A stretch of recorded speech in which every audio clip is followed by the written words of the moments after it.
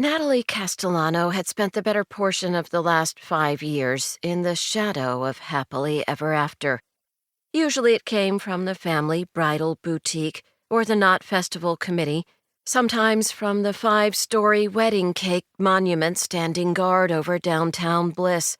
But today? Today it came from the man who had broken her fairy tale. He was back, and if the Queen General got her way, which she always did, he was back to stay. Bliss was giving Natalie the blues, in more ways than one. She wove through the crowded foyer of St. Valentine's Catholic Church, focused on 2 goals: be invisible and avoid C.J. Blue.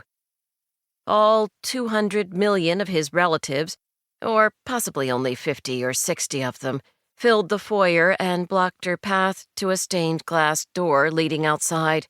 It wasn't just a door, it was escape.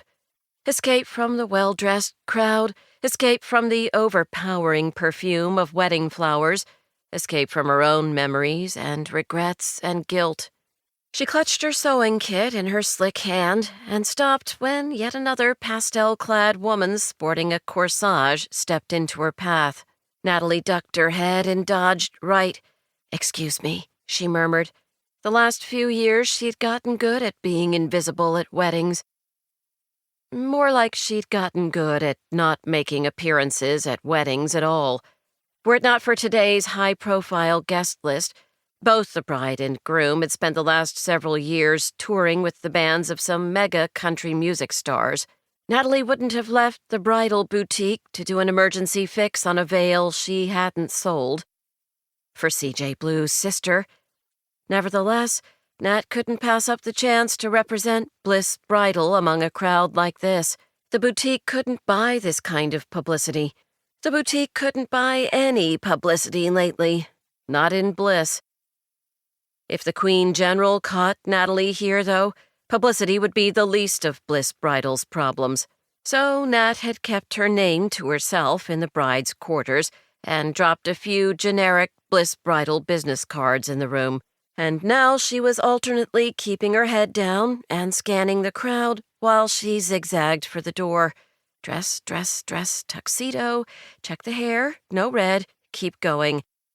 Dress, dress, dress, tuxedo. 15 more feet and she'd be outside.